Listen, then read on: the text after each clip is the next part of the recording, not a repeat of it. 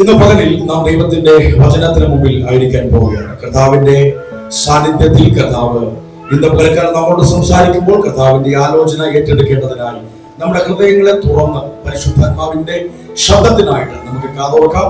എല്ലാവരെയും ഒരിക്കൽ കൂടെ കർത്താവായ യേശുക്രിസ്തുവിന്റെ നാമത്തിൽ സ്നേഹത്തെയും വന്ദനത്തെയും അറിയിക്കുന്നു.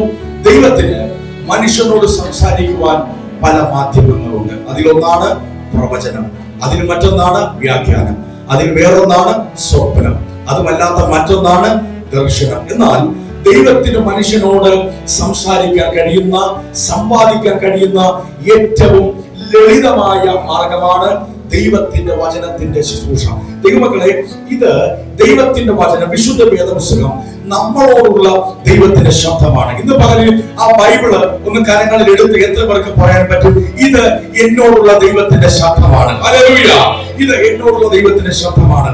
ഇത് പണ്ടെങ്ങോ ഏതൊക്കെയോ ദൈവദാസന്മാർക്ക് വേണ്ടി കർത്താവ് അക്കാലങ്ങളിൽ പുറപ്പെടുവിച്ച ദൈവത്തിന്റെ ശബ്ദം ഇന്ന് ദൈവത്തിന്റെ വചനം സംസാരിക്കുമ്പോൾ ഒരിക്കൽ കൂടെ നമ്മുടെ വിഷയത്തിലേക്ക്, നമ്മുടെ ഹല്ലേലൂയ, നമുക്ക് വേണ്ട ദൈവത്തിന്റെ ആലോചനയായി ഈ വചനത്തിലൂടെ പരിശുദ്ധാത്മാവ് നമ്മളോട് സംസാരിക്കാൻ വേണ്ടി പോവുകയാണ്. യാതൊരു മുൻവിധികളും കൂടാതെ ദൈവമാണ് എന്നോട് സംസാരിക്കുന്നത് എന്നുള്ള ഉത്തമ ബോധ്യത്തിൽ കർത്താവിന്റെ വചനത്തിന് മുമ്പിൽ നമുക്കായിരിക്കാം. അതിനായിട്ട് സർവകൃപാലുവായ ദൈവം നമ്മുടെ മനസ്സിനെ, നമ്മുടെ ശരീരത്തെ ഒരുക്കട്ടെ എന്നാണ് മാത്രമായിട്ട് പ്രാർത്ഥിച്ചുകൊണ്ട് ഇന്ന് നിങ്ങളോട് സംസാരിക്കുവാൻ പരിശുദ്ധാത്മാവ് എന്നെ ഏൽപ്പിച്ചിരിക്കുന്ന ആ ദൈവികാലോചനയിലേക്ക് പ്രാർത്ഥനയോടെ നമുക്ക് പ്രവേശിക്കാം. 29ാമത്തെ സങ്കീർത്തനം, അതിന്റെ 1ാമത് വാക്യവും അതിന്റെ 9ാമത് വാക്യവും ഒരാൾക്ക് ശബ്ദം ഉയർത്തി വായിക്കാം. സങ്കീർത്തനങ്ങൾ 29:1, അതിനുശേഷം 9, 2 വാക്യം.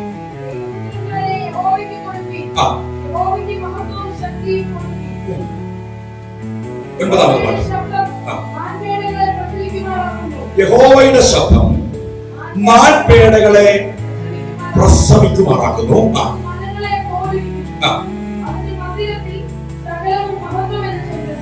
9ാമത് വാക്യം ഒന്ന് ചേർന്ന് വായിക്കാം. എല്ലാവർക്കും വായിക്കുക. യഹോവയുടെ ശബ്ദം മാൻപേടകളെ പ്രസവിക്കുമാറാക്കുന്നു. ഒരിക്കൽ കൂടെ ചേർന്ന് ശബ്ദം ഉയർത്തി. യഹോവയുടെ ശബ്ദം മാൻപേടകളെ പ്രസവിക്കുമാറാക്കുന്നു.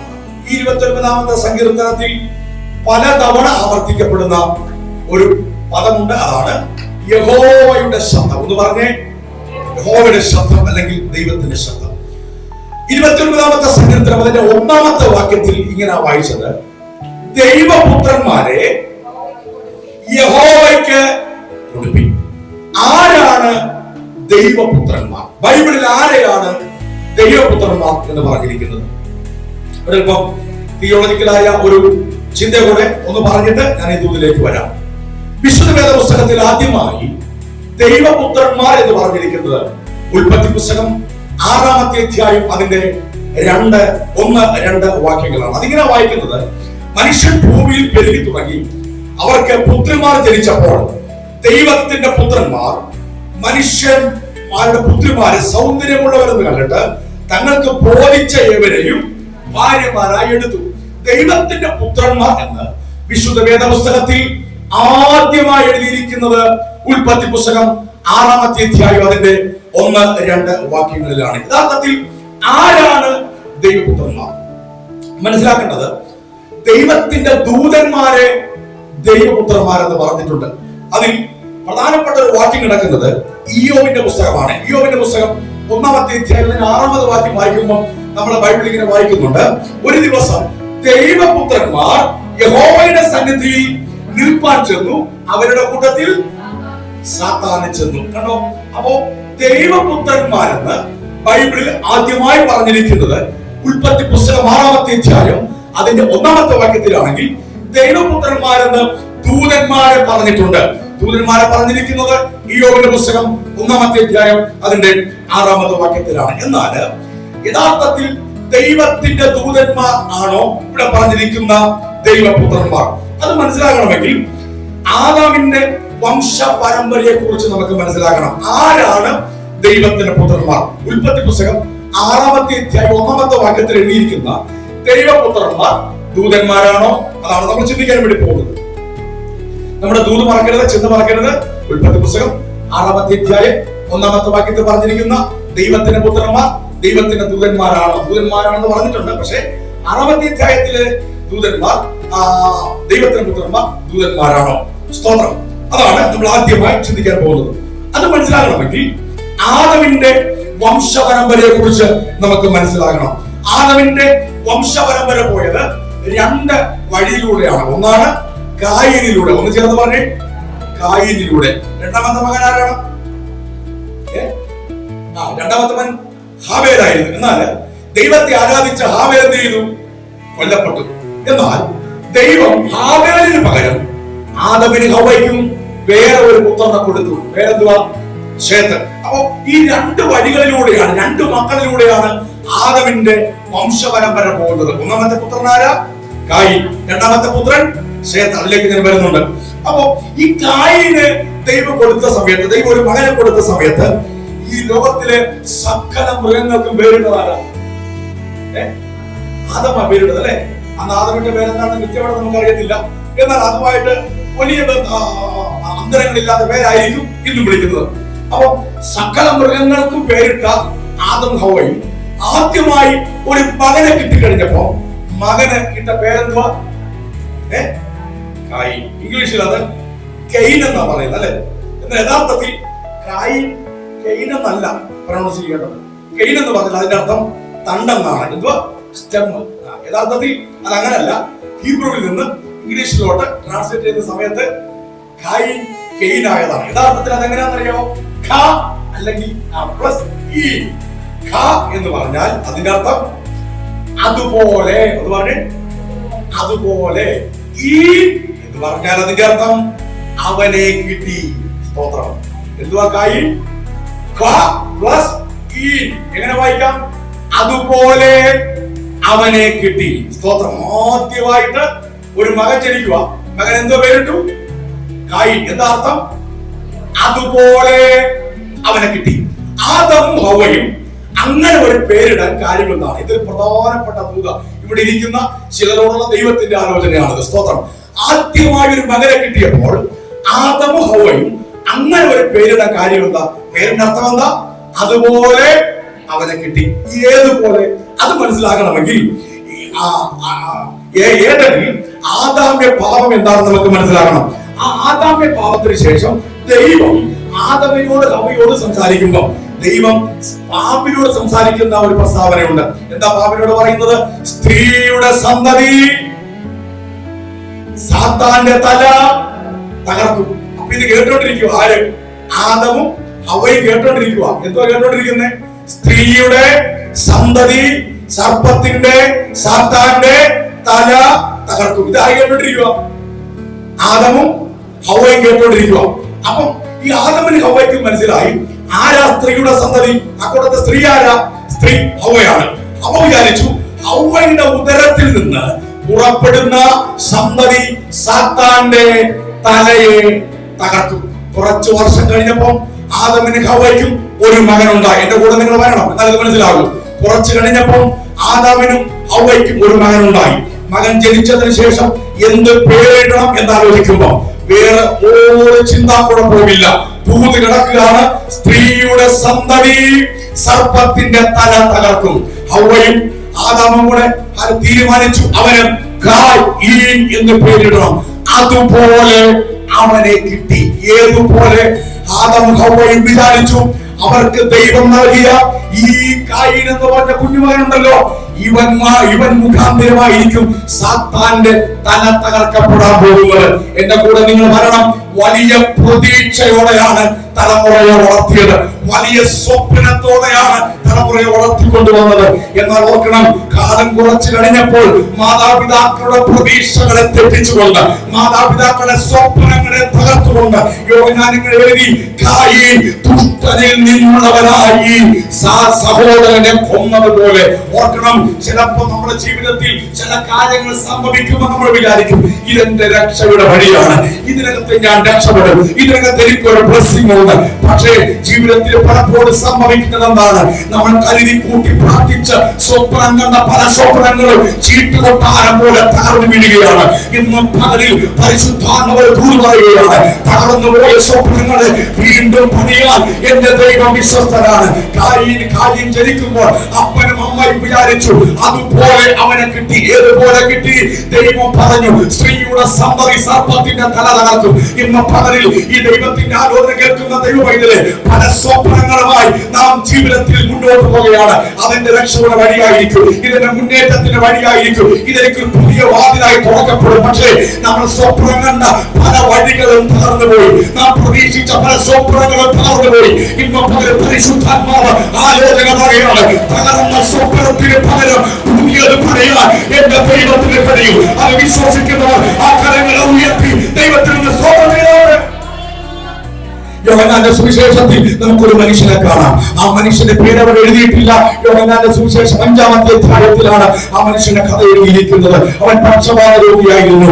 38 വർഷമായി കൂടക്കരയിൽ കിടക്കുന്ന കഥാഭാഗ്യനായ ഒരു മനുഷ്യൻ. ബെഥെസ്ദ എന്ന വാക്കിന്റെ അർത്ഥം അറിയാമോ? കരുണയുടെ ഭവനം. എന്താണ് ബെഥെസ്ദ എന്നാൽ? കരുണയുടെ ഭവനം. 38 വർഷം മുമ്പ് ബെഥെസ്ദ എന്ന കുളക്കരയിലേക്ക് ആ മകൻ വരുമ്പോൾ അവനൊരു സ്വപ്നം ഉണ്ടായിരുന്നു. കാരണം ബെഥെസ്ദ കുളത്തിൽ ആരെങ്കിലും ചാടിയാൽ, വെള്ളം കലങ്ങുന്ന സമയത്ത് ആരെങ്കിലും ചാടിയാൽ അവൻ രക്ഷപ്പെടും. അവൻ വിചാരിച്ചു, ആദ്യത്തെ തവണ പറ്റിയില്ലെങ്കിലും രണ്ടാമത്തെയോ മൂന്നാമത്തെയോ പ്രാവശ്യം ഞാൻ ചാടും, ഞാൻ രക്ഷപ്പെടും എന്ന് പറഞ്ഞ് ആ മനുഷ്യൻ വർഷമിത 38 കഴിഞ്ഞു പോയിരിക്കുന്നു.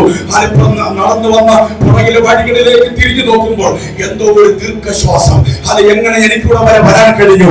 ജീവിച്ചു 38 വർഷങ്ങൾ കുളക്കരയിൽ ജീവിക്കുകയാണ്. പക്ഷെ ജീവിതത്തിൽ അനുഗ്രഹം പ്രാപിച്ചോ ഇല്ല, ജീവിതത്തിൽ വിടുതൽ പ്രാപിച്ചോ ഇല്ല, ജീവിതത്തിൽ ഉയർച്ച കിട്ടിയോ ഇല്ല.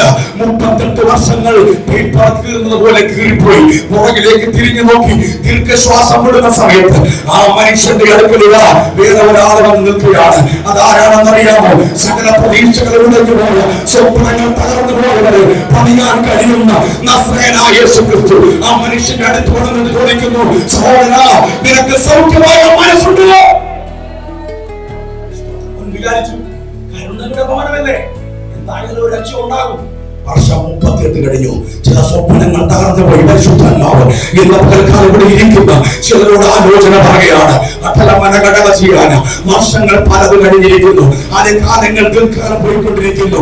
ഇന്ന് രക്ഷപ്പെടം, ഇന്ന് നടക്കും, നാളെ നടക്കും, നാളത്തെ കഴിഞ്ഞ് നടക്കും. അടുത്ത വർഷം എന്തായാലും ഒരു വാതിൽ തുറക്കും. അടുത്ത മാസം എനിക്ക് വേണ്ടി എന്തായാലും ഡോർ തുറക്കുമില്ല. എല്ലാ വാതിലും അടഞ്ഞിരിക്കുന്നു. ഇന്ന് പകലിൽ തകർന്നു പോയ സ്വപ്നങ്ങളെ വീണ്ടും പണിതു തരാൻ സർവശക്തനായ ദൈവം ഇന്ന് ഇതിനകത്ത് വന്നിട്ടുണ്ട്. വിശ്വസിക്കുന്നവർ ആ കരങ്ങൾ ഉയർത്തുന്നതിലും സ്തോത്രം ചെയ്തു. ദൈവങ്ങളെ, യഥാർത്ഥത്തിൽ കായീനെ അപ്പനോമൻ നല്ല ഭയത്തിലല്ലേ വളർത്തിയത്, അല്ലെ? എവിടെയാണ് യഥാർത്ഥത്തിൽ കായീന്റെ താളം തെറ്റിയത്? ഏത് പ്രായത്തിലാണ്, ഏത് സമയത്ത്? എന്റെ കൂടെ പറഞ്ഞ വളരെ പ്രധാനപ്പെട്ട സന്ദേശമാണ്. ഏത് സമയത്താണ് കായീന്റെ റൂട്ടൊന്നും മാറിയത്? അവൻ അപ്പനും അമ്മയും യഹോവയെ വിളിക്കുന്നു. ഏതൻ തോട്ടത്തിന് പുറത്തായെങ്കിലും അവർക്ക് ദൈവത്തെ അറിയാം. ദൈവഭയമുള്ള അപ്പന്റെയും അമ്മയുടെയും മകനായി ജനിച്ചു. ഏത് സമയത്താണ് കായീന്റെ താളം തെറ്റിയത്? ഒരു വാക്യം ഒന്ന് വായിക്കണം. യോഹന്നാന്റെ ലേഖനം, 1 യോഹന്നാന്റെ ലേഖനം 3-ാമത്തെ അധ്യായം അതിന്റെ 12-ാമത്തെ വാക്യം. ബൈബിളുള്ളവർ ബൈബിൾ ഇവിടെ പ്രൊജക്ട് ചെയ്യുന്നുണ്ട്, അത് ശ്രദ്ധിച്ചാലും മതി. 1 യോഹന്നാന്റെ ലേഖനം 3-ാമത്തെ അധ്യായം അതിന്റെ 12-ാമത്തെ വാക്യം. കയീൻ ദുഷ്ടനിൽ നിന്നുള്ളവനായി സഹോദരനെ കൊന്നതുപോലെയല്ല.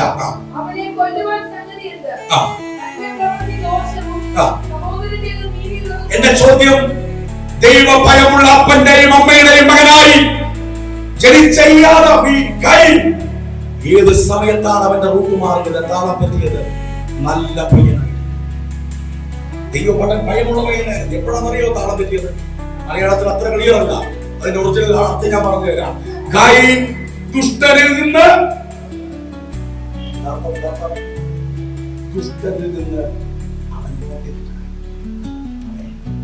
അവൻ എവിടെ നിന്ന് പ്രചോദനം സ്വീകരിച്ചു?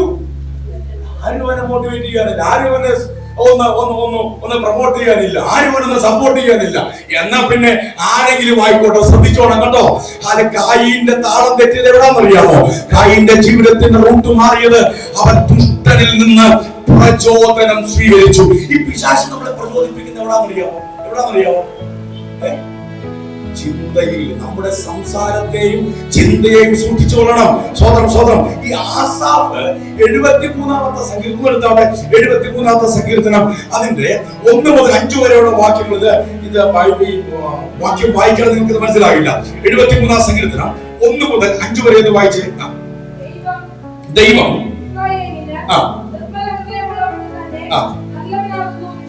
അടുത്തത്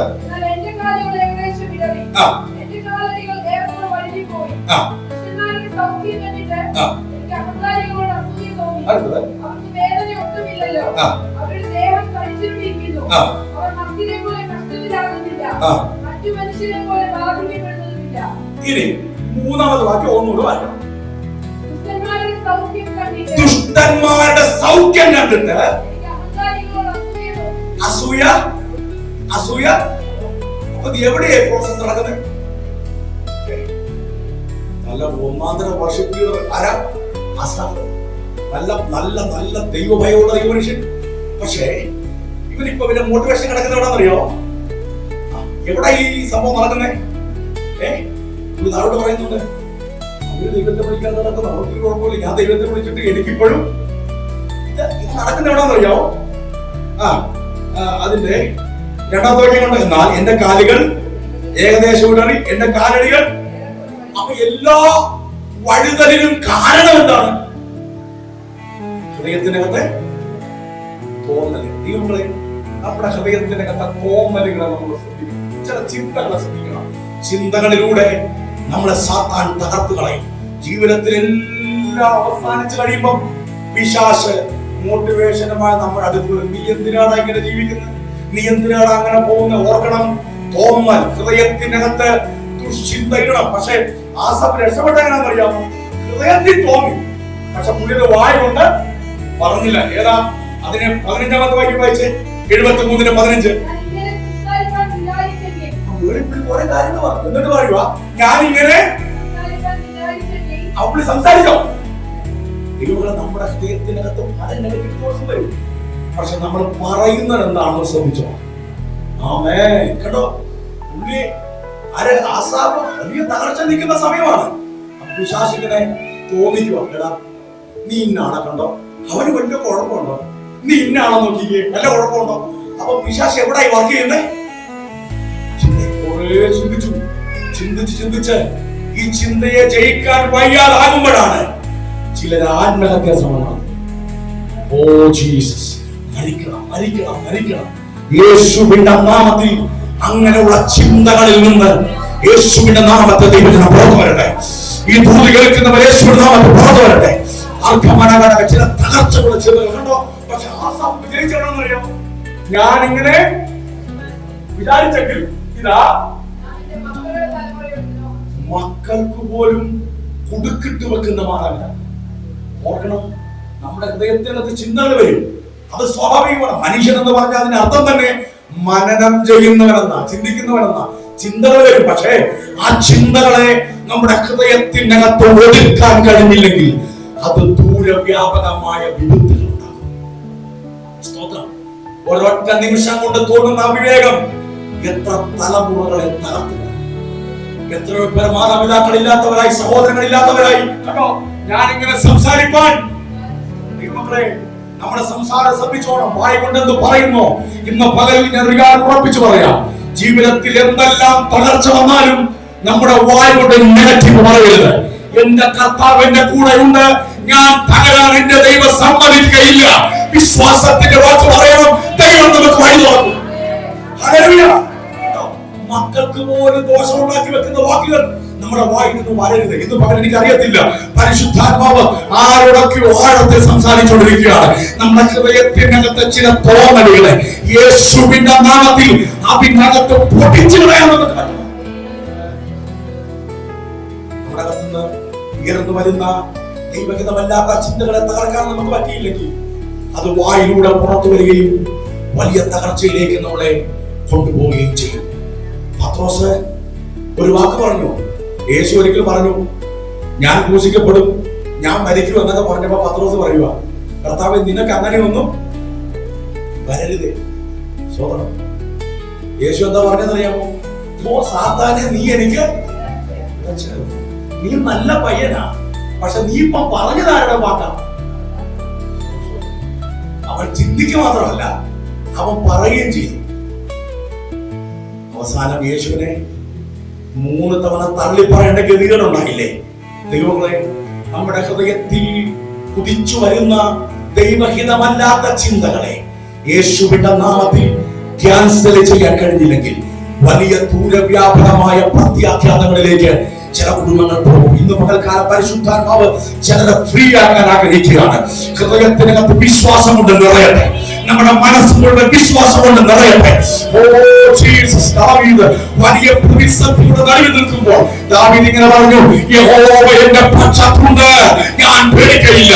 ഇന്ന് എത്ര പേർക്ക് പറയാൻ പറ്റൂ, ഞാൻ രോഗത്തെ പേടിക്കയില്ല, അടഞ്ഞ വാതിലുകളെ പേടിക്കയില്ല, കടഭാരത്തെ പേടിക്കയില്ല, അതിന്റെ കുഴി കടിക്കാൻ എന്റെ ദൈവം വിശ്വസ്തനായ. Hallelujah, hallelujah. യഥാർത്ഥത്തിൽ കായിന്റെ താളം തെറ്റിയത് അവിടെയായിരുന്നു. 2 കൊരിന്ത്യലേഖനം എടുത്താട്ടെ, 2 കൊരിന്ത്യലേഖനം 10-ാം അധ്യായം അതിന്റെ 4-5 വാക്യങ്ങളൊന്ന് വായിച്ചേ. 2 കൊരിന്ത്യലേഖനം 10-ാം അധ്യായം അതിന്റെ 4-5 വാക്യങ്ങൾ. ഞങ്ങളുടെ പോരിന്റെ ആയുധങ്ങളോ ജഡീകങ്ങളല്ല, അവയാൽ സങ്കല്പങ്ങളെയും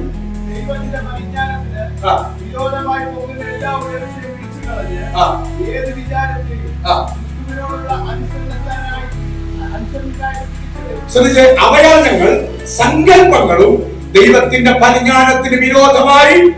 അപ്പൊ ദൈവം നമ്മളെ ഉയർത്താൻ തീരുമാനിച്ചേക്കുക. എന്തുവാ? ദൈവം നമ്മളെ, പക്ഷെ നമ്മുടെ അകത്ത് എന്തുകൊണ്ടാകും? നമ്മളിങ്ങനെ സങ്കല്പിക്കും. ചെറിയ ഉദാഹരണം പറയട്ടെ. 4 മണിക്ക് എല്ലാ ദിവസവും കുഞ്ഞ് സ്കൂളിൽ നിന്ന് വരുന്നതാണ്. പക്ഷെ അന്ന് 4:15 നമ്മളെന്ത് വിചാരിക്കും? 4:30 എന്താ വിചാരിക്കും? സങ്കല്പിക്കുക, പോകണ്ടായി കൈവിട്ടു പോകും. 4:45 അപ്പൊ എന്തായിരിക്കും? 5 മണിയാകുമ്പോൾ നമ്മൾ വിചാരിക്കും എന്തോ ഒരു അപകടം. അത് 4:15 അപ്പൊ ദൈവം നമ്മളെ ഉയർത്താൻ തീരുമാനിച്ചേക്കുവാണ്. പക്ഷെ സാത്താൻ നമ്മളെ ഒതുക്കുന്നറിയാമോ? അങ്ങനെ സംഭവിച്ചാൽ അതിങ്ങനെ ഇല്ല, യഹോവയുടെ പക്ഷത്തോട് ഞാൻ പേടിക്കയില്ല. ഇന്ന് പകലിൽ നമ്മുടെ ഹൃദയത്തിനകത്ത് ഉയർന്നു വരുന്ന സങ്കല്പങ്ങളിലെ, ഞാൻ അങ്ങനെ പറഞ്ഞാൽ, അവർ ഇങ്ങനെ ചെയ്താൽ, ആ പുള്ളി അങ്ങനെ ചെയ്തു കളഞ്ഞാൽ, എന്റെ മക്കളുടെ കാര്യം ഇങ്ങനെയായാൽ, എന്റെ ബിസിനസ് കാര്യം അങ്ങനെയായാൽ, എന്റെ കുടുംബത്തിന്റെ കാര്യം ഇങ്ങനെയായാൽ, യേശുവിന്റെ നാമത്തിൽ സകല സങ്കല്പങ്ങളെയും പരിജ്ഞാനത്തിന് വിരോധമായ എല്ലാ ഉയർച്ചയെയും വിളിച്ചു കളഞ്ഞ്. അപ്പൊ ഈ സങ്കല്പം ഉള്ളിടത്തോളം കാലം, ഈ വിചാരം ഉള്ളിടത്തോളം കാലം ആരെ അനുസരിക്കാൻ പറ്റത്തില്ല. അതെങ്ങനെയാ? പ്രാർത്ഥന ഇരിക്കുന്ന സമയത്ത് ഇപ്പാരെല്ലാം നമ്മൾ കയറി വരുന്നത് ആരാ? നമ്മുടെ പ്രാർത്ഥന വരും. സങ്കല്പം, വിചാരം.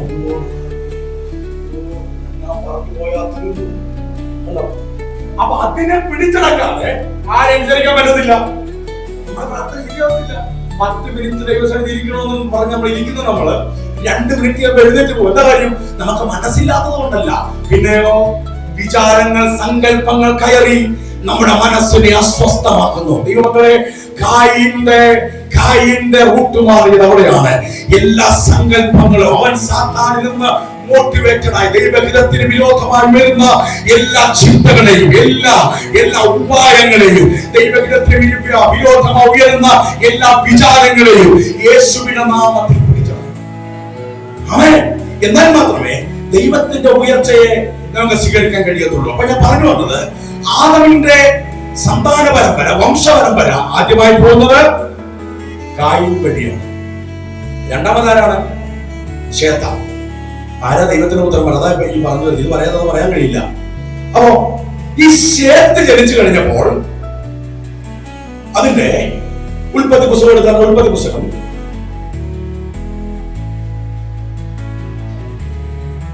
4-ാമത്തെ അധ്യായം 26-ാമത് വാക്യം വായിച്ചേ. ശേത്തിനൊരു മകൻ ജനിച്ചു.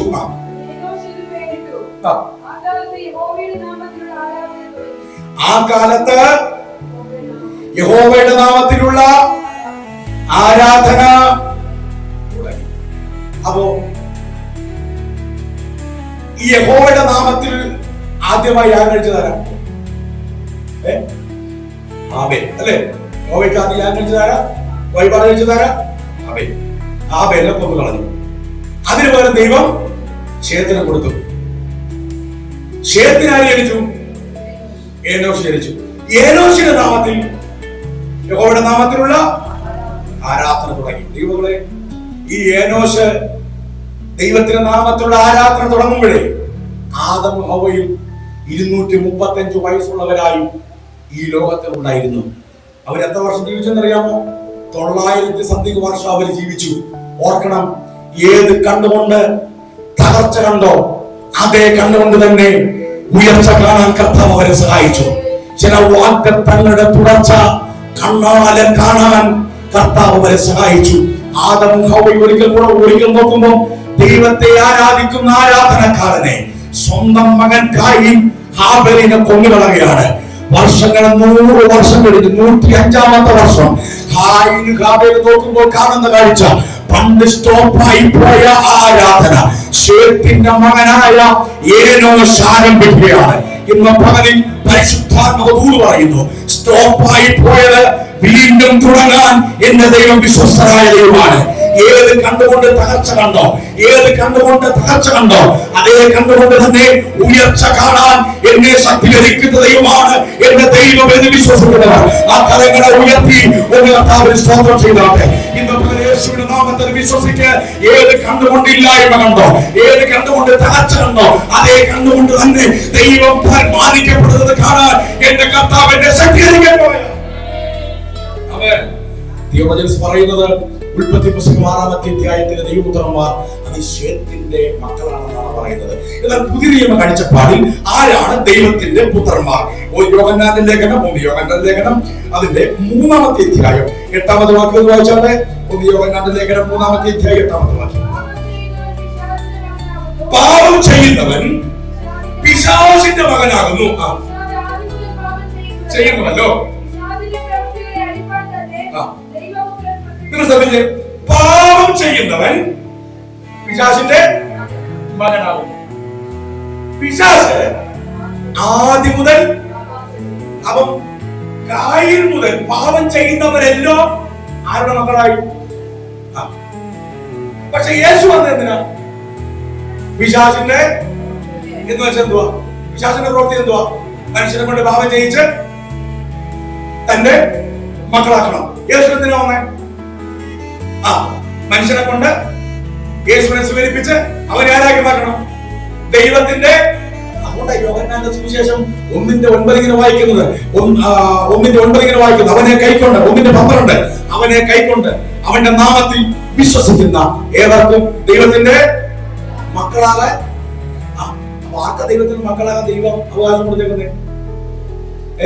അവനെ കൈക്കൊണ്ട് അവന്റെ നാമത്തിൽ.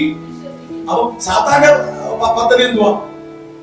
മനുഷ്യനെ കൊണ്ട് പാപം ചെയ്യിച്ച് പിശാചിന്റെ മക്കളാക്കണം. യേശുവിന്റെ പദ്ധതി എന്താ? കർത്താവ് എന്തിനാ വന്നേ? സാത്താന്റെ പ്രവർത്തികളെ ഇന്ന് പകരം വിശ്വസിക്കണം. ഞാനും നിങ്ങളും ആരാധിക്കുന്ന ദൈവം സാത്താൻ കെട്ടിയിരിക്കുന്ന കെട്ടുകളെ അഴിക്കുന്ന കർത്താവാണ്. അത് ഏത് മേഖലയിലാണെങ്കിലും ആ കർത്താവ് ഇന്ന് പകരം അഴിക്കും. യേശു എന്തിനാ വന്നത്? സാത്താന്റെ പ്രവർത്തികളെ അഴിച്ചിട്ട് കർത്താവ് എന്താ ചെയ്ത്? നമ്മളെ കൊണ്ട് യേശുവേ ഞാൻ നിന്റെ മകനായി ജീവിക്കാൻ എന്റെ ഹൃദയത്തിലേക്ക് വരണമെന്ന് പ്രാർത്ഥിപ്പിച്ച് നമ്മളെ ആരാക്കി മാറ്റി? അവനെ കൈക്കൊണ്ട്. അപ്പൊ ദൈവത്തിന് മക്കളാകണമെങ്കിൽ നമ്മൾ എന്ത് ചെയ്യണം? കർത്താവേ അവിടുന്ന് എന്റെ ഹൃദയത്തിനകത്തേക്ക് വരണം എന്ന് പ്രാർത്ഥിക്കുമ്പോൾ നമ്മൾ ആരായി മാറും? ദൈവത്തിന് ഇത്ര സിമ്പിളാണോ? അതെ, ഇത് ഇത്ര സിമ്പിളാണ്, ലളിതമാണ്. യോഹന്നാൻ 1:12 അവനെ കൈക്കൊണ്ട് അവന്റെ നാമത്തിൽ വിശ്വസിക്കുന്ന ഏവർക്കും ദൈവത്തിന്റെ മക്കളാകാൻ ദൈവം. അപ്പൊ ദൈവത്തിന്റെ മക്കളെ സാധാരണ മക്കളെ എങ്ങനെ തിരിച്ചറിയാൻ പറ്റും? വായിച്ചോ, യോഹന്നാന്റെ ലേഖനം 3-ാമത്തെ അധ്യായം അതിന്റെ 10-ാമത്തെ വാക്യം വായിച്ചേ. ദൈവത്തിന്റെ മക്കൾ ആരെന്നും തെളിയുന്നു.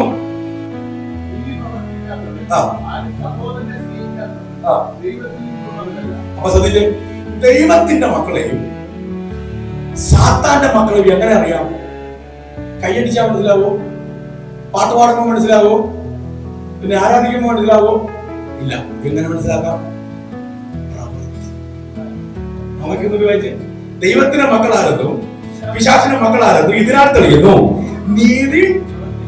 ഒരു വ്യക്തി ദൈവത്തിന്റെ മകനാണോ എന്ന് തീരുമാനിക്കുന്നത് അവന്റെ പാട്ടോ പ്രസംഗമോ കയ്യടിയോ ആരാധനയോ ഒന്നുമല്ല. പിന്നെ എന്തുവാ? പ്രവർത്തിയാൽ മാത്രമേ ഒരു വ്യക്തി ദൈവത്തിന്റെ മകനാണോ എന്ന് അറിയാൻ കഴിയും. ദൈവമക്കളെ, ചിലർക്ക് നല്ലതുപോലെ ജീവിക്കണമെന്നുണ്ട്, പക്ഷെ പറ്റുന്നില്ല. എന്താണെന്നറിയാമോ? സാത്താൻ ആ വ്യക്തികളെ ഇങ്ങനെ അടക്കി ഭരിക്കുകയാണ്. ഇന്ന് യേശുവിന്റെ നാമത്തിൽ ചില ദുസ്വഭാവങ്ങൾ ശരീരത്തെ വിട്ട് മനസ്സിനെ വിട്ട് യേശുവിന്റെ നാമത്തിൽ പുറത്തു പോകട്ടെ. അഴിക്കാനാവുന്നു അല്ലേ? യേശു എന്തിനാ വന്നേ? സാത്താന്റെ പ്രവൃത്തികളെ അഴിക്കാൻ വന്നു. എന്നിട്ട് യേശുവിന്റെ മക്കളാക്കി നമ്മളെ മാറ്റി.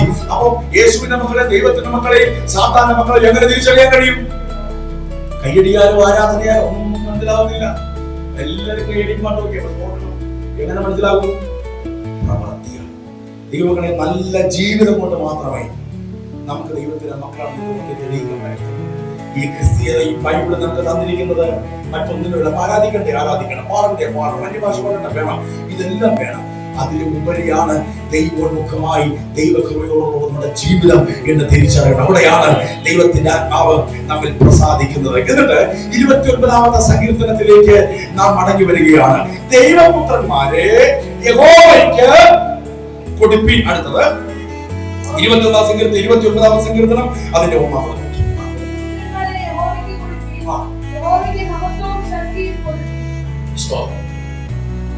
ചേർന്ന് വായിച്ചേ. ദൈവപുത്രന്മാരെ യഹോവയ്ക്ക് കൊടുപ്പിൻ. യഹോവയ്ക്ക് എന്താ കൊടുക്കണം? ചേർന്ന് പറഞ്ഞ യഹോവയ്ക്ക് എന്താ കൊടുക്കണം? മഹത്വം കൊടുക്കണം. മഹത്വം കൊടുക്കണം. എന്തിനാ മഹത്വം കൊടുക്കേണ്ടത്? നാം ദൈവം ആരാണെന്ന് അറിഞ്ഞ് ദൈവത്തിന് എന്തോ ചെയ്യണം? മഹത്വം കൊടുക്കണം. റോമലേഖനം 1-ാമത്തെ അധ്യായം 20, 21, 22 നിങ്ങൾ എല്ലാവരും എടുക്കണമെന്നില്ല. ഇവിടെ പ്രൊജക്ട് ചെയ്യുന്നുണ്ട്. Thank you. റോമലേഖനം 1:21. റോമന്റെ 21. അവർ ദൈവത്തെ അറിഞ്ഞിട്ടും അവർ ദൈവമെന്ന് ഓർത്ത് മഹത്വീകരിക്കുകയോ നന്ദി കാണിക്കുകയോ ചെയ്യാതെ തങ്ങളുടെ നിരൂപണങ്ങളിൽ വ്യർത്ഥരായി തീർന്നു. നമ്മൾ ചേർന്ന് പറയാം, അവർ ദൈവത്തെ അറിഞ്ഞിട്ടും അവരെ ദൈവമെന്ന് വന്നു കഴിയുമ്പോൾ നാം ദൈവത്തെ മഹത്വപ്പെടുത്തേണ്ടത് എന്തിനു വേണ്ടിയാണ്? ദൈവം നമുക്ക് കാറ് തന്നു, വീട് തന്നു, ഇതൊന്നുമല്ല.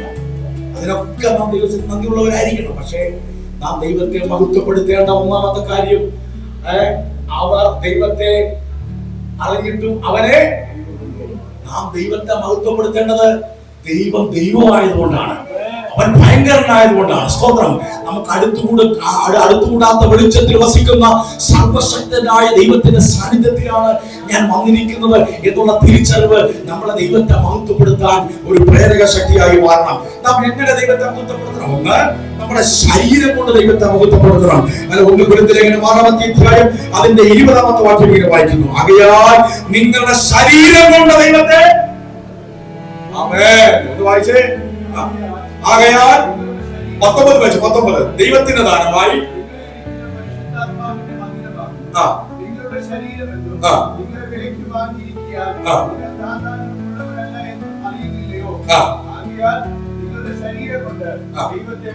അപ്പൊ ദൈവപുത്രന്മാരെ യഹോവയ്ക്ക് കൊടുപ്പിൻ. ദൈവത്തിന് എന്താ കൊടുക്കണം? മഹത്വം കൊടുക്കണം. ദൈവത്തിന് എന്തിനാ മഹത്വം കൊടുക്കുന്നത്? ദൈവം വീട് തന്നുകൊണ്ടോ, കാർ തന്നുകൊണ്ടോ? ഇതൊന്നുമല്ല. എല്ലാത്തിനും നമ്മൾ ദൈവത്തിന് നന്ദിയുള്ളവരാണ്. പക്ഷേ ഒന്നാമത് നാം ദൈവത്തെ മഹത്വപ്പെടുത്തേണ്ടത് ദൈവം ആരാണെന്ന് അറിഞ്ഞ് മഹത്വപ്പെടുത്തണം. എങ്ങനെ മഹത്വപ്പെടുത്തണം? നിങ്ങളുടെ ശരീരം കൊണ്ട്. എന്തിനാ ശരീരം കൊണ്ട് മഹത്വപ്പെടുത്തേണ്ട കാര്യം? നിങ്ങളുടെ ശരീരം ദൈവത്തിന്റെ അതിന്റെ 19 ദൈവത്തിന്റെ ദാനമായി നിങ്ങൾ ഇരിക്കുന്ന പരിശുദ്ധാത്മാവിന്റെ വായിച്ചോ 19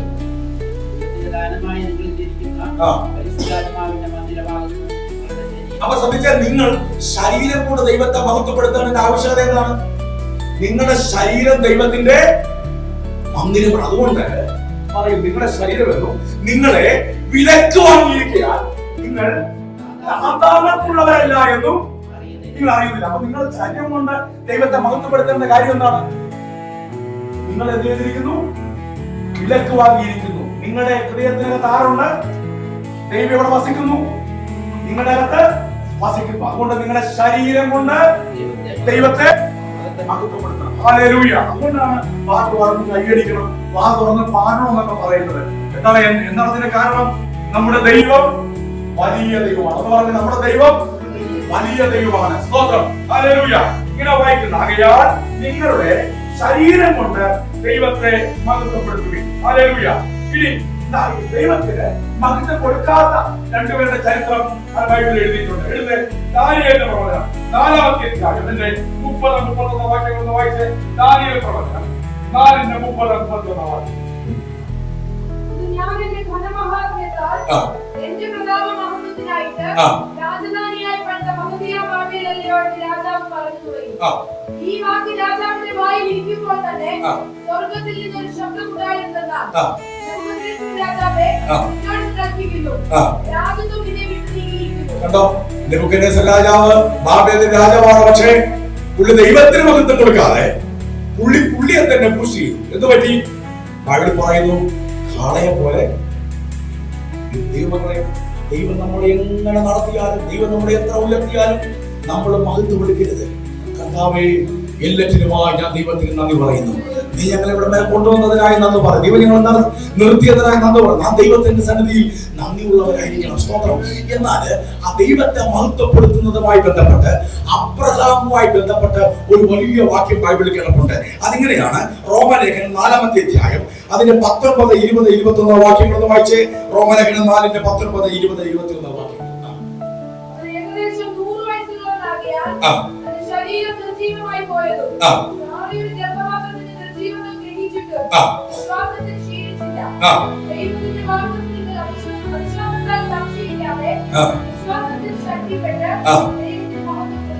അബ്രഹാമിന്റെ കാര്യം എഴുതിയേക്കുന്നത്, സ്തോത്രം, ദൈവത്തിന്റെ വാഗ്ദത്തത്തിൽ 20 ദൈവത്തിന്റെ വാഗ്ദത്തത്തിൽ അവിശ്വാസത്താൽ സംശയിക്കാതെ വിശ്വാസത്താൽ ശക്തിപ്പെട്ട് ദൈവത്തെ. അബ്രഹാമിന്റെ ജീവിതത്തിൽ അബ്രഹാം ദൈവത്തിന് മഹത്വം കൊടുക്കാൻ കാര്യം എന്താണ്? മകനെ കിട്ടിയത് കൊണ്ടാണോ? മകനെ കിട്ടിയോ? മകനെ കിട്ടിയിട്ടില്ല, ഒന്നും നടന്നിട്ടില്ല. പക്ഷേ അവിശ്വാസത്താൽ സംശയിക്കാതെ വിശ്വാസത്തിൽ ശക്തിപ്പെട്ട് ദൈവത്തിന്. അബ്രഹാം ദൈവത്തിന് മഹത്വം കൊടുത്തത് എന്തിനാ? വിശ്വാസത്താൽ മഹത്വം കൊടുത്തു. എന്താ ചെയ്യുക? കർത്താവേ, നീ എനിക്ക് മകനെ തരാൻ പോകുന്നതിനായി സ്തോത്രം. എന്റെ ഉണ്ടോ നിങ്ങള്? അബ്രഹാം ദൈവത്തിന് മഹത്വം കൊടുത്തേങ്ങനാ? നെബൂഖദ്നേസറിനെ കുറിച്ച് വായിച്ചത്, പുള്ളിക്ക് ദൈവം എല്ലാം കൊടുത്തു. ദൈവം കൊടുത്തു, നന്മയ്ക്ക് പുള്ളി കൊടുത്തില്ല, മഹത്വം കൊടുത്തില്ല. പക്ഷെ അബ്രഹാമിനെ കുറിച്ച് എഴുതിയിരിക്കുന്നത്, അബ്രഹാമിന് ദൈവം നന്മ കൊടുത്തത് കൊണ്ടല്ല. ഒരു പക്ഷേ ഇവിടെ നാം ദൈവത്തെ ആരാധിക്കാൻ വന്നിരിക്കുമ്പോൾ നമുക്ക് ദൈവത്തെ സ്തുതിക്കത്തക്ക ഒരു റീസണും ചിലപ്പോൾ ഉണ്ടാകില്ല. കർത്താവ് എന്താ ചെയ്തത്? കഴിഞ്ഞ ഒരാഴ്ച പ്രത്യേകിച്ചൊന്നും ചെയ്തിട്ടില്ല. പക്ഷേ അബ്രഹാമിനെ കുറിച്ച് എന്താ വായിക്കുന്നത്? അവൻ അവിശ്വാസത്തിൽ ക്ഷീണിക്കാതെ വിശ്വാസത്തിൽ ശക്തിപ്പെട്ട് ദൈവത്തിന് സ്തോത്രം. അപ്പൊ അബ്രഹാം ദൈവത്തെ എങ്ങനെ മഹത്വപ്പെടുത്തേക്കുന്നത്? കർത്താവേ, നീ വാഗ്ദത്തം നിവർത്തിക്കാൻ പോകുന്നതിനായി സ്തോത്രം. ഹല്ലേലൂയ. ഇന്ന് പകൽക്കാലം ഒരുപക്ഷെ നിങ്ങളുടെ എല്ലാ മേഖലകളും ശൂന്യമായിരിക്കാം, നിങ്ങളുടെ എല്ലാ മേഖലകളും ഒരുപക്ഷെ തകർന്നതായിരിക്കാം. എന്നാൽ അബ്രഹാമിനെ പോലെ വിശ്വാസത്താൽ ദൈവത്തിന് മഹത്വം കൊടുക്കാൻ കഴിയുമോ? Hallelujah, hallelujah. അബ്രഹാം എങ്ങനെ വിശ്വസിച്ചത്? വാഗ്ദത്തം ചെയ്തവൻ. ആമേൻ. ഒരുപക്ഷെ ഇവിടെ ഇരിക്കുന്ന സമയത്ത് എല്ലാവരും ദൈവത്തെ സ്തുതിക്കുന്നു. അവർക്ക് ചിലപ്പോൾ ഈ സംസ്കാരം എനിക്കുള്ള ദൈവം തന്നില്ല, ഇല്ല, ഒന്നും കിട്ടിയില്ലെങ്കിൽ സാരമില്ല. പരിശുദ്ധാത്മ പറയുന്നു, ദൈവം തരാൻ പോകുന്നതിനായി സ്തോത്രം പറയണം. ഹല്ലേലൂയ. നിങ്ങളുടെ ജീവിതത്തിൽ നിങ്ങൾ ഏത് വിഷയത്തിനാണോ പ്രാർത്ഥിക്കുന്നത്, ആ വിഷയത്തിനകത്ത് കർത്താവ് അത്ഭുതം ചെയ്യാൻ പോകുന്നതിനാൽ ഇന്ന് പകൽക്കാലം ദൈവത്തെ സ്തുതിക്കാൻ തുടങ്ങിക്കോ. നിങ്ങൾ വിടുതൽ കാണാൻ പോയാ. ഹല്ലേലൂയ. വിശ്വാസത്തിൽ ക്ഷീണിക്കാതെ വിശ്വാസത്തിൽ ശക്തിപ്പെട്ട് അബ്രഹാം എന്ത് കൊടുത്തു? ദൈവത്തിന്. കുറച്ചു കഴിഞ്ഞപ്പോ വാഗ്ദത്തം എന്തോ ചെയ്തു? ഈ മഹത്വ ആരാധനയ്ക്ക് ഒരു ആക്ഷൻ ഉണ്ട്. എന്തോ ആക്ഷൻ? വിശ്വാസം നമ്മുടെ പ്രവൃത്തിയിലോട്ട് വരണം. എന്നിട്ട് കർത്താവ് അത്ഭുതം ചെയ്യാൻ പോകുന്നതിനായി സ്തോത്രം പറയണം. നിങ്ങൾ ഇവിടെ ഇരിക്കുന്ന സമയത്ത് ദൈവങ്ങളെ എനിക്കറിയാം കുറച്ചു പേരുള്ളൂ, പക്ഷേ ഇവിടെ ഇരിക്കുന്ന പ്രിയപ്പെട്ടവരുടെ ഈ ദൈവത്തിന്റെ വചനത്തിന്റെ ശക്തി ഒന്ന് വ്യാപരിക്കണം. ഒരു പക്ഷെ നിങ്ങൾക്കൊന്നും കാണത്തില്ല, ദൈവത്തെ തുണിക്കത്തേക്ക് ഒന്നും കാണത്തില്ല, പക്ഷേ കർത്താവ് ഇന്ന് പകൽക്കാലം പറയുന്നു, വിശ്വാസത്താൽ ദൈവത്തിന് ഒന്നിച്ചു കൊടുക്കാൻ പറ്റുമോ? ഈ വരുന്ന ദിവസങ്ങളിൽ വരുന്ന ആഴ്ചകളിൽ നിങ്ങളുടെ പ്രാർത്ഥനയുടെ വിടുതൽ പരിശുദ്ധാത്മാവിന്റെ കുടുംബത്തിനകത്ത് വെളിപ്പെടുത്താൻ പോവുകയാണ്. വിശ്വാസത്തിൽ ശക്തിപ്പെടുത്തപ്പെട്ട്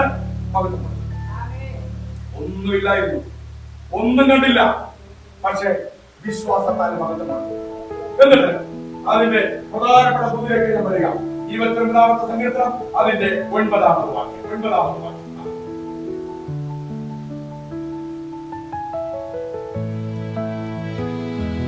സങ്കീർത്തനം 29 യഹോവയുടെ ശബ്ദം മാൻപേടകളെ യഹോവയുടെ ശബ്ദം മാൻപേടകളെ പ്രസവിക്കുമാറാക്കുന്നു. അവിടെ യഹോവയുടെ ശബ്ദം എന്ന് എഴുതിയിരിക്കുന്നത് ഹീബ്രു കൊടുത്തിരിക്കുന്ന വേർഡ് ഖോൽ അഡോനായ് എന്നാണ്. എന്തുവാ ഖോൽ അഡോനായ് എന്ന് പറഞ്ഞാൽ അതിന്റെ അർത്ഥം ഞാൻ എന്തിനു വേണ്ടി എന്റെ ശബ്ദം പുറപ്പെടുവിക്കുന്നു അത് പുറപ്പെട്ട് തീരുന്നതിന് മുമ്പ് അതിന്റെ പ്രവൃത്തി അവിടെ സംഭവിച്ചിരിക്കണം. എന്ന് പറഞ്ഞാൽ അതിന്റെ അർത്ഥം ഞാൻ എന്തിനു വേണ്ടി ഒരു ശബ്ദം പുറപ്പെടുവിക്കുന്നു അത് പറഞ്ഞു തീരുന്നതിന് മുമ്പ് അതിന്റെ പ്രവൃത്തി അവിടെ ഉണ്ടായിരിക്കണം. യേശുവിന്റെ അടുത്തൊരു മനുഷ്യൻ വന്നിട്ട് പറഞ്ഞു, കേട്ടോ കർത്താവേ, എന്റെ വീട്ടിൽ ഒരു ശതാധിപൻ വന്നിട്ട് പറയുന്നു എന്റെ ഭൃത്യൻ രോഗിയായി കിടക്കുന്നു. യേശു അവിടെ നിന്നുകൊണ്ട് ഒരൊറ്റ വാക്ക് പറഞ്ഞു. വാക്ക് അവിടെ പറയുമ്പോൾ അങ്ങ് ദൂരെ അവന്റെ വീടിന്റെ അകത്ത് അസൗഖ്യം വ്യാപരിക്കാൻ തുടങ്ങി. ഇന്ന് പകൽക്കാലം ഇവിടെ ഇരിക്കുന്ന പ്രിയപ്പെട്ടവരോട് പരിശുദ്ധാത്മാവ് പ്രവചനാത്മാവ് വിളിച്ചു പറയുന്നു, നിങ്ങൾക്ക് വേണ്ടി ദൈവത്തിന്റെ ശബ്ദം ഇന്ന് പകൽക്കാലം പുറപ്പെട്ടു വരുന്ന പകലാണ്. ദൈവത്തിന്റെ ശബ്ദം. ഞാൻ ഈ ദൂത് കേട്ടുകൊണ്ടിരിക്കുന്ന ഈ സമയത്ത് ആ ദൂതിന്റെ എഫക്ട് എവിടെയാണോ വെളിപ്പെടുന്നത് അവിടെ ദൈവപ്രവൃത്തി വെളിപ്പെട്ടു വരും. ഹല്ലേലൂയ. എന്ന് പറഞ്ഞാൽ അതിന്റെ അർത്ഥം ഞാൻ എന്തിനു വേണ്ടി എന്റെ ശബ്ദം പുറപ്പെടുവിക്കുന്നു അത് പുറപ്പെട്ട് തീരുന്നതിന് മുമ്പ് അതിന്റെ പ്രവൃത്തി അവിടെ ഉണ്ടായിരിക്കും. 9ാമത്തെ വാക്യം ഒരിക്കൽ കൂടെ വായിച്ചേ.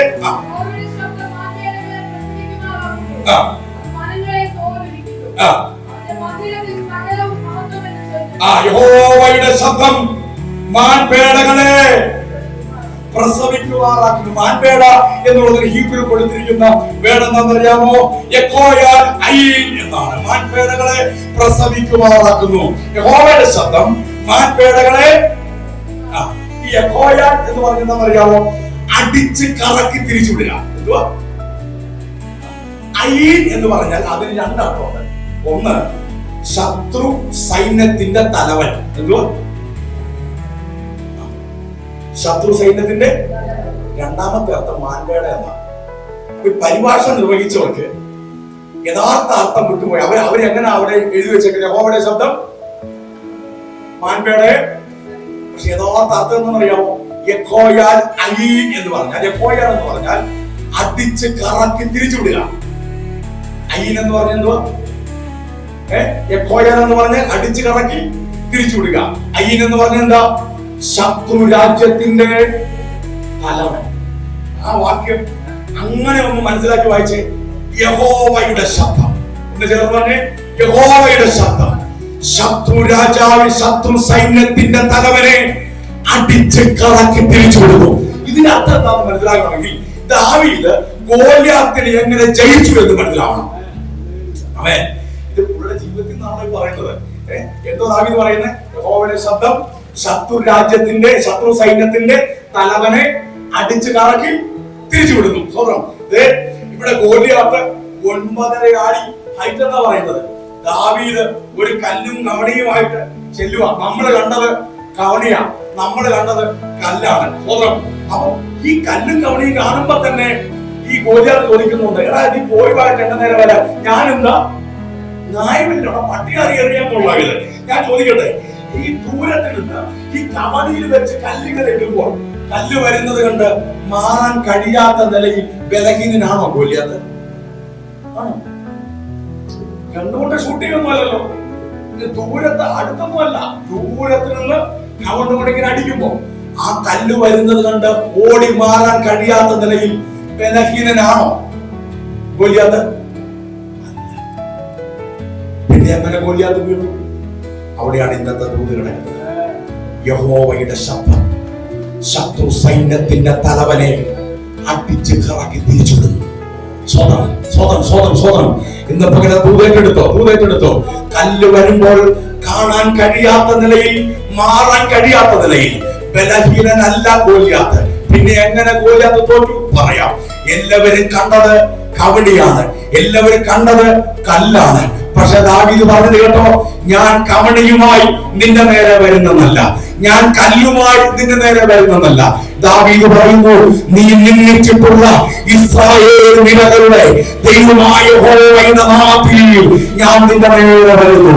യഹോവയുടെ ശബ്ദം മാൻപേടകളെ പ്രസവിക്കുമാറാക്കുന്നു എന്നെഴുതിയിരിക്കുമ്പോൾ എന്റെ കേൾവിക്കാർക്ക് ഇന്ന് പ്രകാരം മനസ്സിലാകണം, യഹോവയുടെ ശബ്ദം ശത്രു സൈന്യത്തിന്റെ തലവനെ അടിച്ചു കറക്കി തിരിച്ചുവിടുന്നു. ആ ഇങ്ങനെ ഞാൻ വിളിച്ചു പറയാം, നിന്നെ തകർക്കാം, നിന്റെ കുടുംബത്തെ തകർക്കാം, നിന്റെ നന്മകളെ തകർക്കാം, നമ്മുടെ ആത്മീയ മേഖലകളെ തകർക്കാം. പിശാച് ശത്രു സൈന്യത്തെ പോലെ വരുമ്പോൾ അതിനെ അടിച്ചു കറക്കി തിരിച്ചുവിടുന്ന ദൈവത്തിന്റെ സാന്നിധ്യത്തിന്റെ കീഴിലാണ് ഇന്ന് കാലം ഞാൻ നിങ്ങൾ ഇരിക്കുന്നത് എന്ന് ഉറപ്പുള്ളവർ ആ കരങ്ങളെ ഉയർത്തിയുള്ള ദൈവത്തിൽ സ്തോത്രം ചെയ്തു.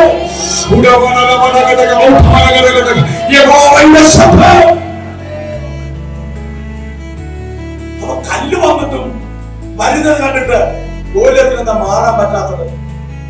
യഹോവയുടെ നാമം പറയുമ്പോ